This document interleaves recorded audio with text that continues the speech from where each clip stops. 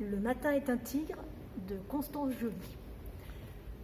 C'est l'histoire d'une femme, Alma, une femme qui est accomplie, qui a épousé l'homme qu'elle aime, un artiste, Jean, qui a une fille qu'elle adore, qui exerce un métier qu'elle a hérité de sa mère. Elle est bouquiniste sur les quais de la Seine. Or, dans sa vie, va arriver un événement qui va prendre toute la place. La maladie de sa fille, Billy, qui est une maladie malédiction, une sorte de sortilège. Personne ne sait ce qu'a sa fille, personne ne sait si c'est grave, si ce n'est pas grave. Elle voit juste, elle, la mère, dépérir petit à petit sa fille. Et avec cette lente descente de sa fille, sombre également la mère, qui a l'impression de porter continuellement des valises de soucis dont elle n'arrive pas à se défaire.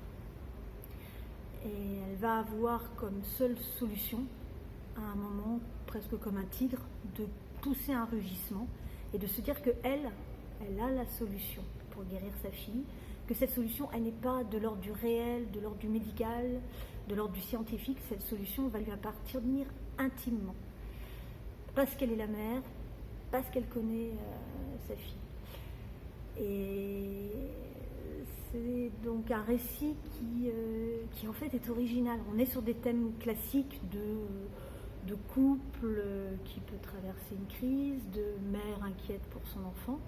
Mais au-delà de ça, dans Le matin est un tigre, on va expérimenter la place du rêve, le pouvoir de l'imaginaire, la solution que les livres peuvent rapporter aussi à ce qui paraît être l'injustice de l'existence, et qu'une mère va pouvoir, elle, dépasser. Je vais vous lire un tout petit extrait parce que ça me paraît plus parlant. La maladie donc de la fille d'Alma, comme elle n'a pas de nom, cette maladie, Alma l'appelle un chardon. Un chardon, une valise, une fille malade. Alma est incapable de déchiffrer le rébus qu'est devenu sa vie. Alors, elle rêve de plus belle. Rêver rend les choses moins lourdes. Sans en avoir totalement conscience, elle s'est fabriqué un espace, un peu moelleux, entre elle et le monde. En y réfléchissant, elle a toujours agi ainsi. Quand elle était petite et que la journée lui paraissait moche, elle cherchait des couleurs. Après avoir vu Les Demoiselles de Rochefort au cinéma, elle avait décidé que le rose et le jaune étaient la plus belle combinaison du monde.